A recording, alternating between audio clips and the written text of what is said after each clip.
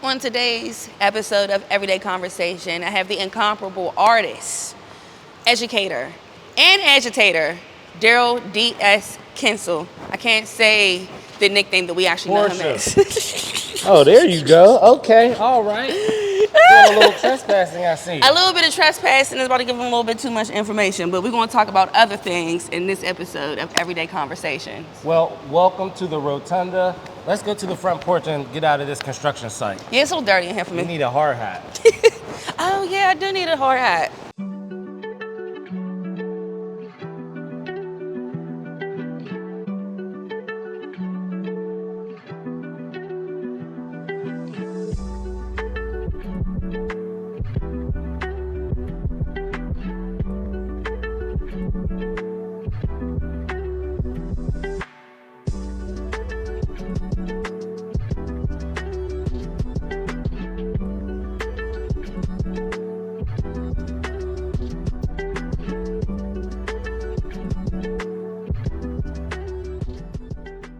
Hey, Darrell. Hey, Portia.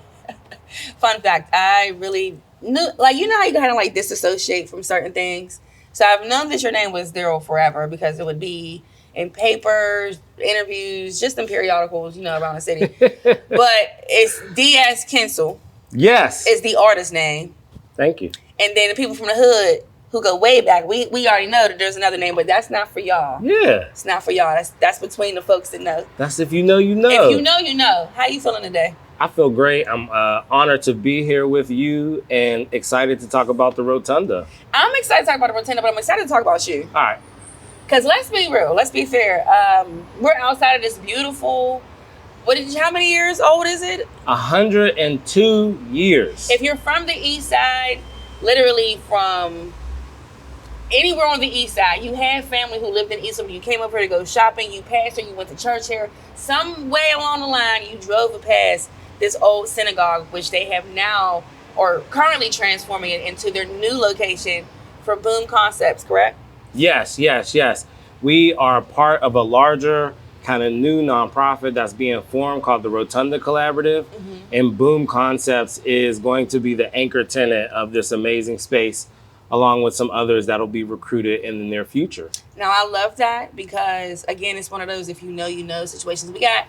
There's some people who don't know about the legendary Boom parties and the legendary Boom galleries that took place on Penn Avenue. What was it? Was it 5120 Penn Avenue? 5139. 5139 Yep. Penn Avenue. So it's still up here. Yep. Shout out to the Drake and Lil Wayne party. Remember them? Boom wouldn't be here today if we didn't have the supportive people coming to those events, learning about what it means to have a Black-run art gallery, and just supporting us over the years. So, we're 11 years old this year, so that was a little bit ago. So if you are watching this and you were a part of those parties, then you are 11 years older. Yay. Kind of aged you a little bit, but no, those were great memories, and thank you for doing those. Shout out to Thomas A., who is not here. Happy birthday. Right?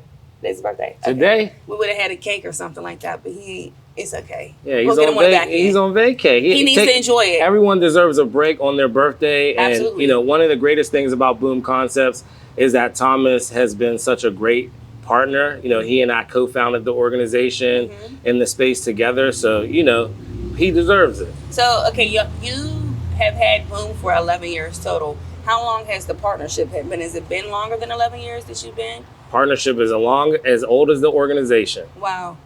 Okay. So how did you guys meet? What made you come up with this? Like, what brought the minds together? Man, Pittsburgh is a very different place today than it was 11 years ago. It is. It's a little more resourced, especially for artists. It's a little more places to go and party for, those type of events. And Thomas and I were just both operating in the field.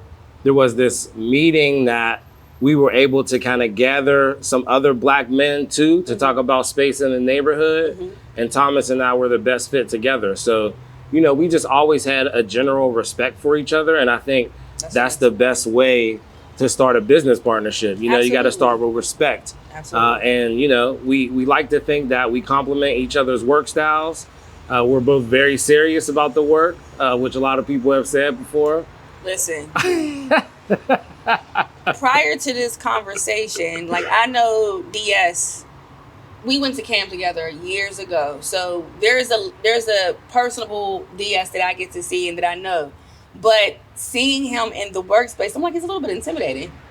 A little bit. But you explained to me that you have to be in this arena. So why is it more of an aggressive space in ours? It's more passion.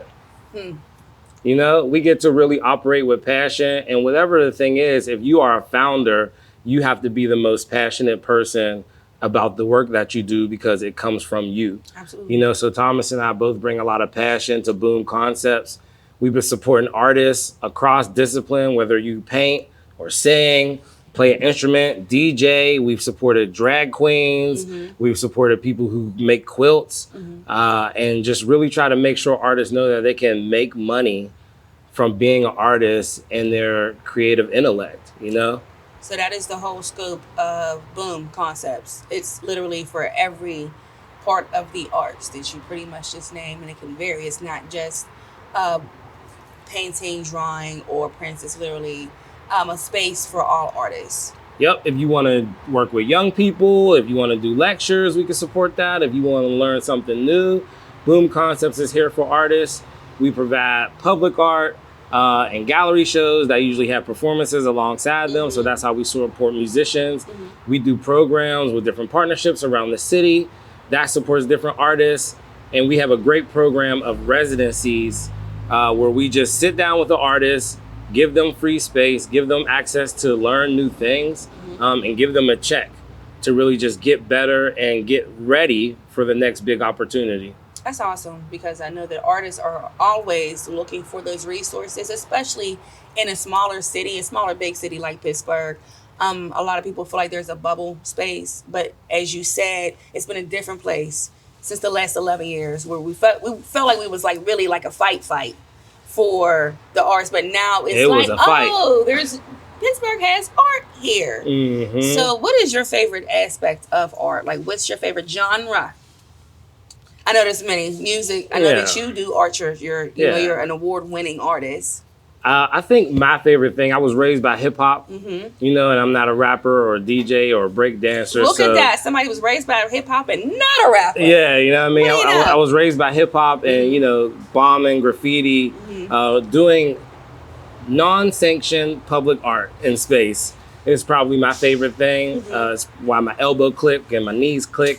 One of the many reasons. So, you know, I just love graffiti. I love art in spaces where it can transform an old building while it might be on the way to becoming something like the Rotunda, where it would be a formalized art space. So we walked through this building, and it is huge and it is historical. It's 102 years old.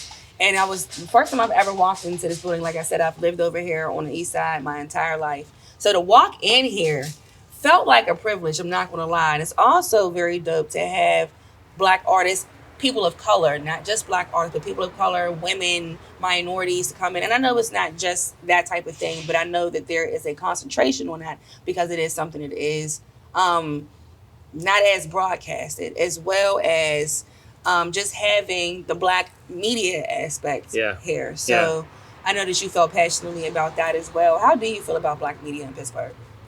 I think Black media in Pittsburgh has a long history. We have some really strong, independent practitioners, you know, doing stuff, making sure stories are told. There's a lot of good event coverage, you know, but I think it would be great if we could have a little more support around shows and the arts.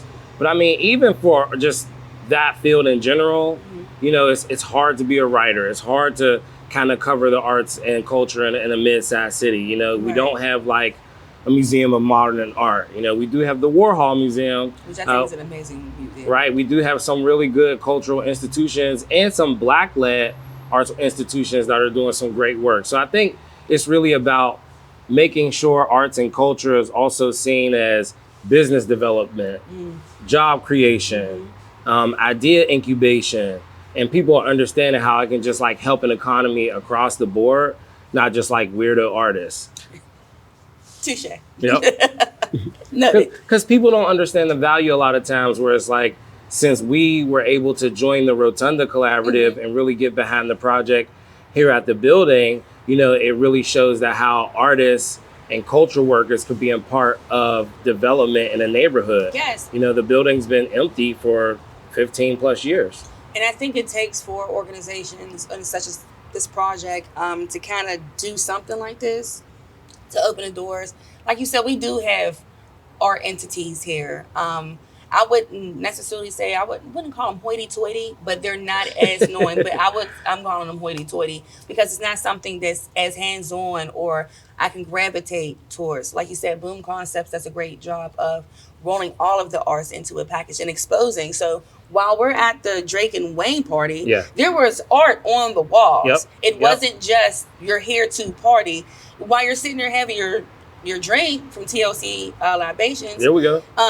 You were actually like looking at stuff. And I remember being at those parties and just walking around and just having the time of my life, but also just saying, okay, that's nice, that's different. And art is subjective. Yep. So I find myself when I'm with my peers who look like me, who are like involved in those spaces, I kind of have a different perspective. It kind of opens up my eyes to it. It's kind of one of those things, if everybody's like a rapper and nobody's an artist, you're just only this way. People only understand one part of the culture. You know, Absolutely. A great thing about Thomas and I's partnership is that we both were raised by hip hop culture and turned out to be, you know, operating within a visual space. Because it's still art. Right? It's still art. So it's like, we need more Black-led organizations that are maybe rooted in hip hop culture, rooted in hip hop history. And so there can be translation to people who look like you. Absolutely. Because we're going to need people who look like you to come to the Rotunda. Absolutely. Hip hop is such a valuable tool. We see it with Gracie's Corner. Yep. You know, you see it with children programming. We see it in every entity, in the clothing, in the culture. It's one of those things where they swore that hip hop was not going to last a long time, but it's been over 50 years. And it has made millionaires. It has made entrepreneurs. It has broadened the horizon for what we can do as a people. Yes. And again, when you're in it, you're also involved in different elements of art because, okay, sure, you have a t-shirt brand, but there's some aspect of art. You're drawing, you're trying to pick out a design, you're using those creative juices. And I think that art is involved in more than what we think that we use it for daily. Yeah, it's your everyday experience. It's how you walk down the street. It's what you want to see. It's, you know, the ability to pick what channel you want. You know, and we need to really understand there's so many jobs within those choices. Somebody's making those decisions for us. It might exist and you might not notice it every day, but someone has to make the choice around it. So we hope that arts and culture, entrepreneurship, I have to give it up to the younger generation. They do such a good job of translating how their creativity is strictly an entrepreneurial endeavor. That is something that we didn't conceptualize until we got older. Yep. We were like, I could do this. This can really make me some money instead of it just being a pipe dream or having to work that 9 to 5. You're really out here living the dream. You're not. It's a blessing. You're not working a traditional 9 to 5. You don't have the traditional model of what success is or what happiness is. Are you happy? I'm ecstatic. I'm joyful. I hear that. You know, it's like beyond happiness, I think a holistic approach to that is a joy-led practice. And I have the freedom and the liberation to really say, if it's not bringing me joy, I don't have to do it. You know, that's like a concept that people don't understand. And fortunately, you're still young enough to take advantage of that mindset. I know that the generations before us have a very hard time focusing on, like, no, you should be able to do what you really want to do. Like my mom will even say about our generation, about me, she's like, I'm very proud of you for able to do these things and to control it or have power over it and do it. So I think that is... But it is important to have a job. We're not disclaiming. Oh, all right, cool. I'm not one of those job hater. The job. No, 9 to 5s are cool, kids. It's go to work. Wait, an elder artist told me, because I have mentors. As you should. Yep. You should keep a job. You should. So, you know, I have had jobs probably the first the first 5 years of Boom, we had a job and worked at Boom, and then we were able to do the math. The job to fund the dream. And to learn the lessons. Right, exactly. I didn't know shit. I didn't come out of the ooze on my own. People poured into me. Right. So, you know. You had to learn customer service skills, people skills, I'm sure you know how to count money, but there's... No, how to count budgets is a different way of counting money. Exactly. How to make sure the money come in so the budget don't run out. I had to learn how to do that. Right. So I have to announce that we are actually on site of a live construction area. Yeah, you forgot your hard hat. You know there's all that chopping and screwing and cutting and tinkering and going on in there. So excuse us if you hear a little background noise. Just a little bit, but it's a live location. Show's not live, but we're live on site of wherever our guest is. So this is their new home. So we had to come here. 4 phases of construction. Okay. $8 million. Walk with us. Help us out. Rotunda PGH. Rotunda PGH. Here we go. That's the whole address? RotundaPGH.org.com? I think it's com. Okay, we'll figure that out. We'll see it. We'll get that. We'll make sure that's up. We got it. It'll be right here. Be right here. All right, so we didn't talk about the conception of Boom. We've talked about your relationships as far as with your partnership with Thomas and just, where your heart is with art. How does it feel being a dad? How's this life going for you? And also, a happily married man. We have to add the happily because some of y'all don't be too happy to be married. So that's not my business. But happy. My joy is my business. I know that's right. Yeah. I want the folks to know that there are real people who are married and happy. Yes. So what does that look like for you in this phase of your life? Like, I know that you say that you're ecstatic about everything that's happening right now, but how much does that add to everything that you got going on? Yeah, you have to be wholly happy. Is what I believe, because then I'll make better art. I'll be a better leader. I'll be able to raise more money for the projects. And my wife and children just allow that to be possible. Raising kids is really hard, but I'm thankful to have a partner to do it with. And being in a marriage is really difficult, but it's nothing that's worth it is easy. So it's just part of what you need. I'm thankful to have a good business partnership, a good marriage, and I got a studio art partner, so it's my relationships have really helped me become the man I am today and help lead all of these things that I am ambitious about and dream about. That's beautiful. And I'm assuming that in those relationships you have relationships just around you all together. Family, friends. It's hard. Yeah. Because how are you managing this and still going to go on a tour over in New England? And is the family coming with you?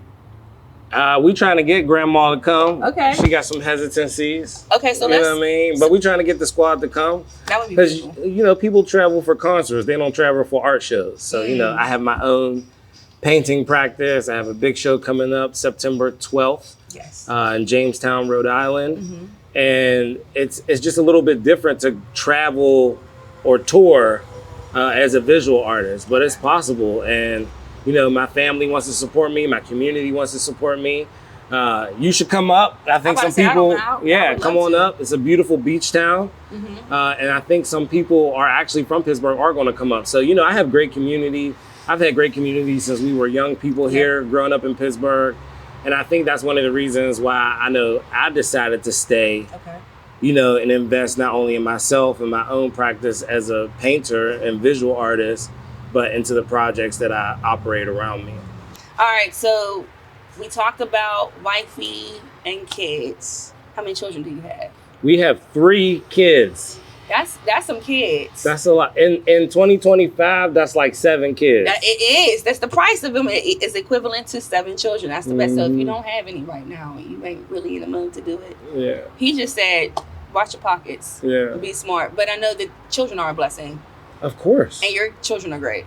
Thank you. You're very welcome. Yeah. It makes me want them. Yeah. Then I leave you, and then I'm okay.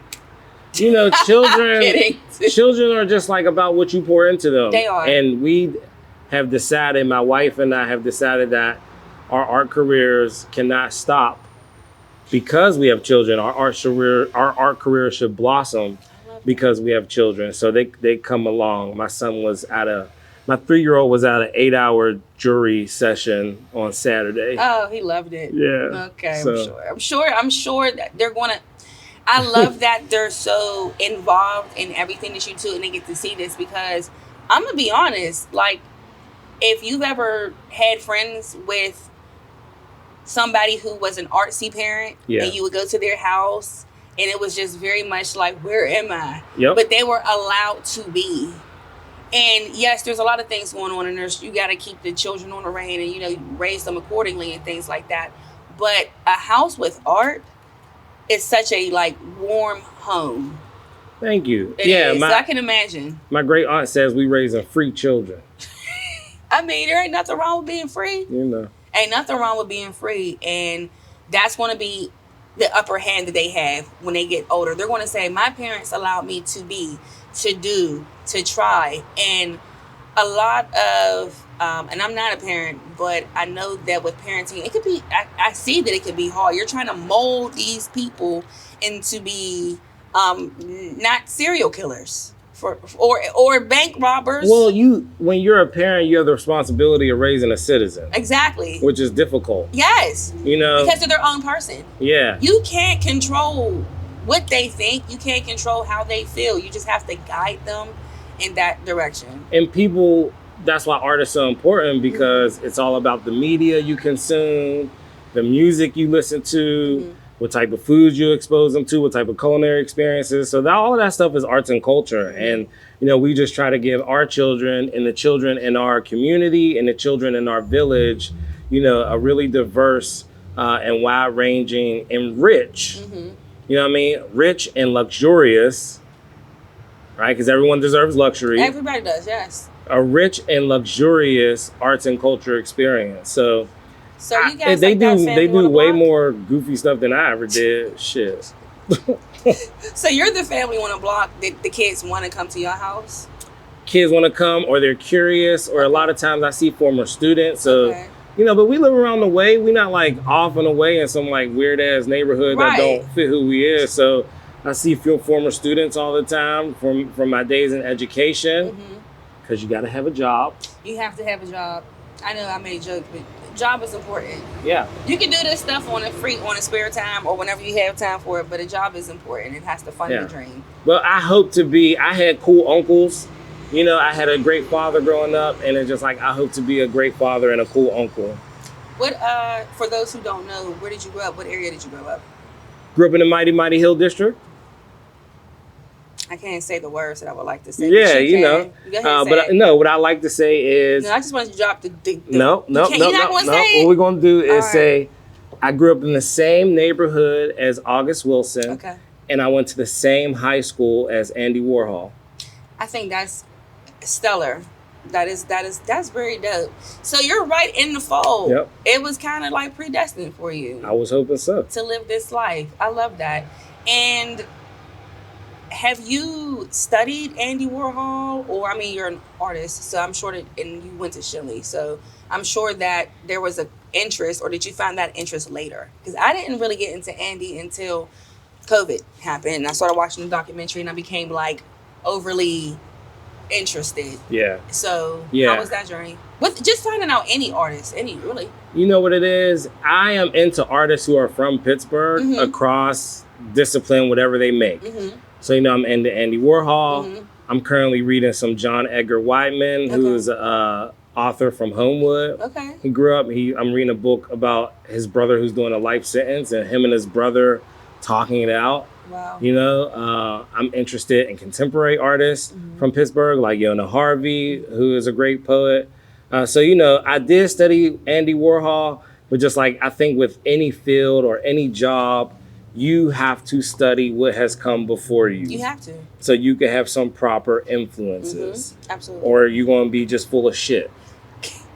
True. Can I ask you an art question? Yep. Because I see and hear this whenever I see a picture of Jean-Michel.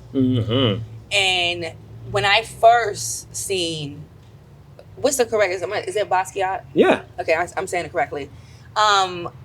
I've been in rooms where it was like, that doesn't look like art, or it looks like a kid drew that, or they don't get the depth of it, the point of it. And it's a fun fact for those who don't know, like DS did graffiti, so did Basquiat. What was his? It was Samo. Yep. Samo. I learned that by watching documentaries as well. Once I learned about Andy and seeing the collaboration, I now wanted to learn more about Jean-Michel. Yep. And then Keith Haring. Yep. So it kind of just like when you follow one artist, it kind of rolls over into several. Like you don't know about Leonardo da Vinci without hearing about Michelangelo, because they were like going at it. So now you got two great artists to talk about. So it just opens you up to different things. But the Basquiat question, why is it so hard for people to connect or to see or get the art? And not even just Jean-Michel's work, but in any artist. I'm sure there's people who look at your art and say, what the hell is this? My best friend doesn't like my art. Really? Yes. Yes. He's more concerned about my happiness, though. So that's what's important. But yeah, he don't like my work. I think that, even Jean-Michel comes from a school, a place, a community, a group, a history of creating works in that way. Or he is combining a lot of different styles to make work in that way.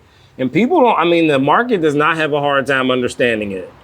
That is the thing. Okay, so like the market ain't got a hard time. Collectors ain't got a hard time. Right. Well, how do we value that? The sisters who own the license and they putting Basquiat stuff on igloo containers and shirts and this and that. The market does not have a problem understanding. What I really believe is, and what you probably know a lot about, is everything is marketing and advertising.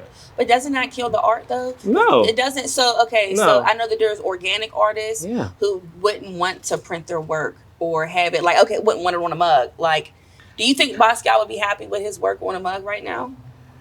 I think that the way that capitalism and commercialism, to see that that's even possible, those guys didn't even know that. Keith Haring had his own store at one point. He ran a storefront, and it helped him develop what is happening today, where he would hand draw everything. Okay. The way we have relationships to manufacturing, to where I can put my stuff on something. Like I just released a line of hats with Don't Play Corp. And it's like, yo, fresh hats. I didn't even thank you. I didn't even know that was possible. So, I think no artist wants to struggle and be starving. Right. Like we don't glorify that. Y'all glorify that. So is that just a common misconception with artists? Yes. Because I've heard artists say, I don't want my art to just be in a non-appreciated place, or just a place where it's just you have the freedom to pick where you want it to. This is the thing about being an artist. Artists have more power to negotiate. So we got to start talking in business terms. Right. Artists have more power to negotiate. Artists have more power to say no. And artists have a wider lens on how a market operates a lot of time. This is very true. So, an artist can choose and say, and don't have to say yes to everything. When you at your job, you got to say yes to everything. Artists can say no to something. That's the difference between an independent contractor and someone who goes to work every day. Correct. That's a good point. So for those who are trying to get into art and they see your art, or they see a Basquiat piece, or they just see a piece of art, they don't necessarily understand, how do you break down looking at art? Do you have to be a certain type of person to appreciate it? Or is this something that somebody would have to call out and say, no, you see the brush strokes, they were furious here. Like, do you, you know what I mean? Like, we're going to get you to do that. Furious brush strokes. Furious! But yeah, so no, but I know that that's also a thing. And when you do see, or have the privilege to see an artist's work, they're not fully there. They're somewhere else creating. Correct. So how can an everyday person who's just like, I need some more culture in my life, I'm gonna go down to the museum, but they just you ain't gonna buy nothing at the museum. We want to buy art. It is very important to buy art, but for those who need to be kind of like, because sometimes it takes going to a museum and appreciating. Don't be afraid to say that something is bad. Okay. Don't be afraid to say something is bad. Don't be afraid to say something is bad, because that's also sharing that you don't understand it potentially. Okay. So you might be able to have someone change your mind about the work, but also support shit that speaks to you. So you don't always have to know the background of art or the work or the piece, but if it speaks to you for some reason, go learn more about it. I think getting into arts and culture is all about having curiosity. We're fed every day so much merchandise. Yes. And advertisements. And the phones is listening. You about to take a trip this place, and then they're going to run the air. They're going to offer you. Yeah, they're going to offer you this, $4.99. right? Arts and culture experiences in an authentic way really need and desire for you to be curious outside of what's being force fed to you just in the general public. So basically it's just whatever speaks to you. Whatever speaks to you, but you have to be curious. You have to look for something that speaks to you. Right. It's easier to just sit down on a couch and take what's going to be fed to you. I think for me... You ever watch a bad movie and just still fucking watch it? Yeah, a ton of them. Exactly. A ton of them. It didn't speak to you. They do. And you just fucking watch the badass movie. Because it speaks to me. Yeah. Or makes me laugh really hard. Or it's just... They say Norbit is a bad movie, but that's one of the best movies ever. Art can be funny. You know, different works can be funny. Music can be funny. Yeah. Opera can be funny. I think we have to understand that these may be what people look at as higher art forms outside of like movies and cinema and radio. Like they also have lowbrow quality shit in it. Yeah, a lot of our favorites, Pineapple Expresses or stoner movies in general. Yeah. We just talked. I'm sure that was helpful for somebody who don't even know that they're interested in arts right now, but you're going to see this episode and you're going to be like, you know what, let me do some research. Let me look into some things. There's something that you've seen that caught your eye before, and I want you to do and learn more about that. Speaking in the art aspect in that realm that we're in right now, what would the dream Pittsburgh for artists look like? Like what would be the vision for an artist to come here and be successful? What would that look like? We need artist-specific housing. You know, it's things about food, water, shelter, and jobs. So artist-specific housing, a dedicated network for teaching artists in particular. You know, folks who are not necessarily art teachers within the school, but may go to education centers and after-school programs and in-school programs. And we need dedicated federal funding for creative programming within the city of Pittsburgh.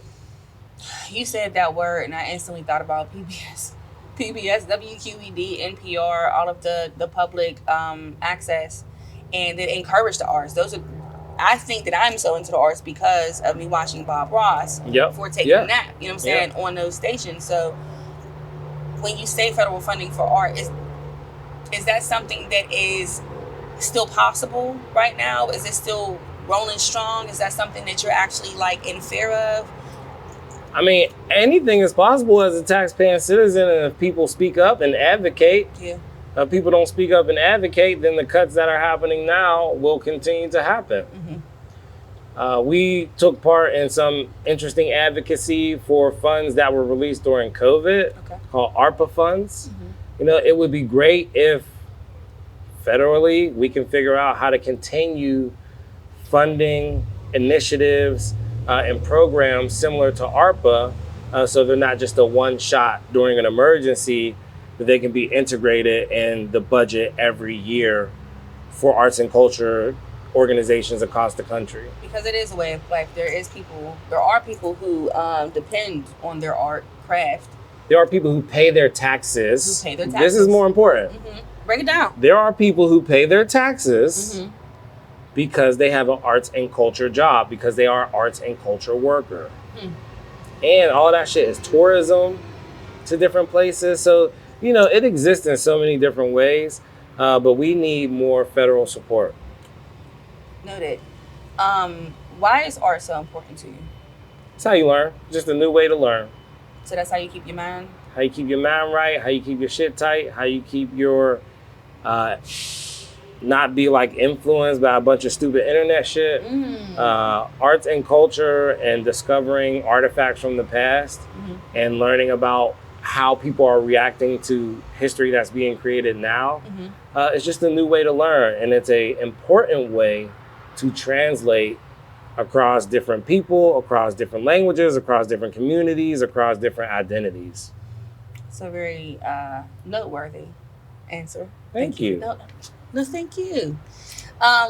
Speaking of that, and also staying on the wavelength of art, but not what you do necessarily.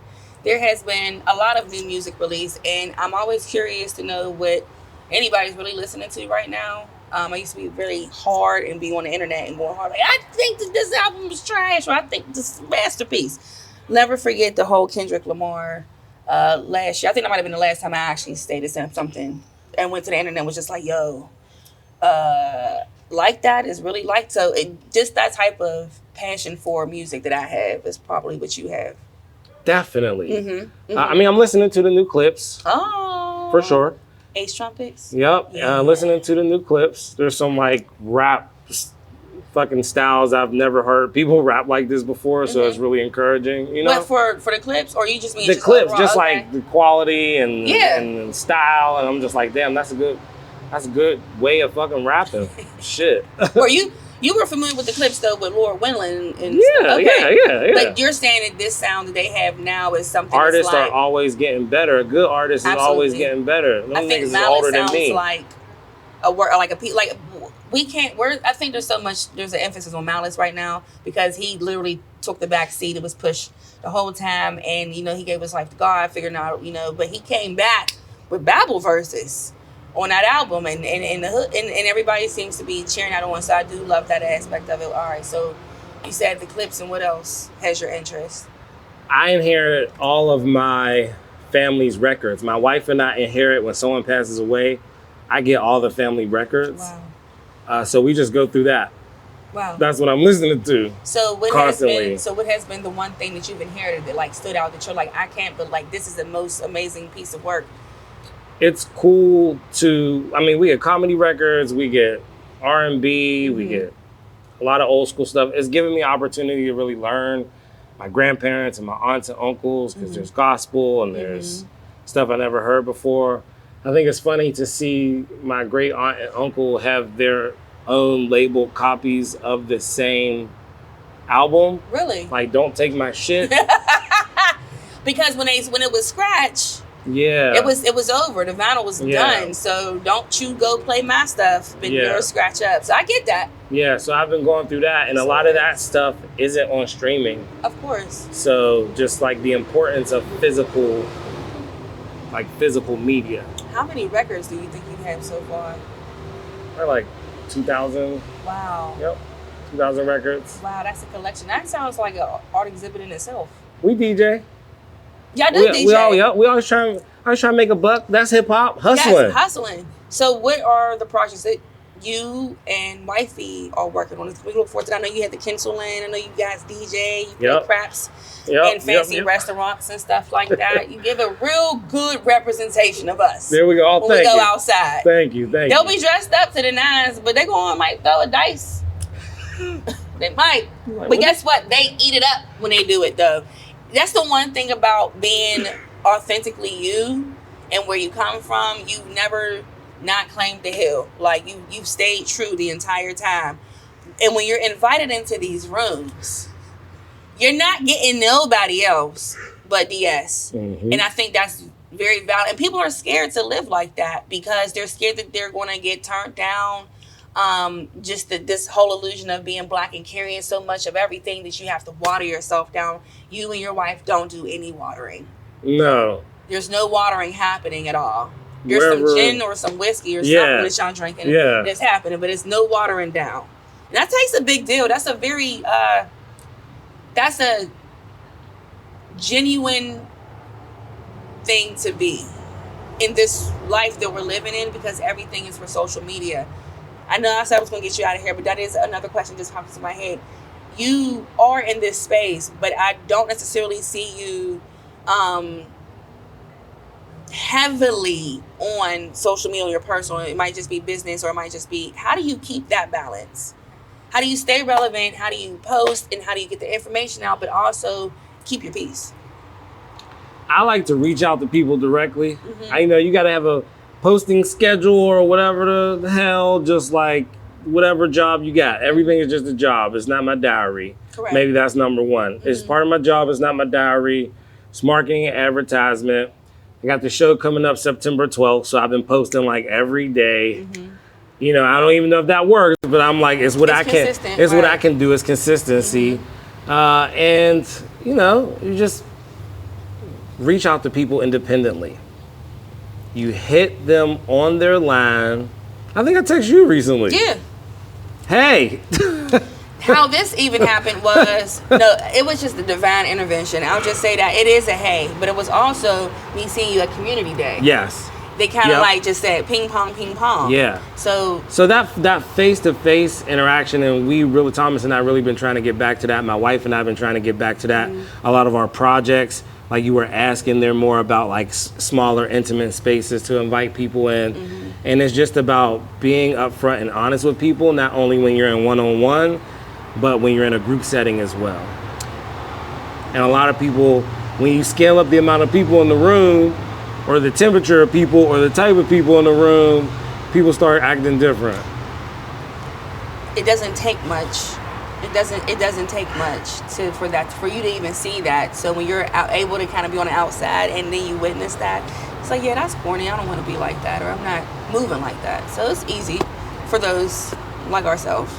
So I done made you stand for about 30 minutes. Such a gentleman. I'll stand, I'll bow.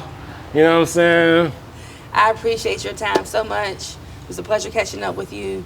I hope there's no more questions tinkering, because every time we talk, there's always something that I want to pick your brain about. So thank you very much for your time and this everyday conversation. I hope that the people actually know a little bit more about you.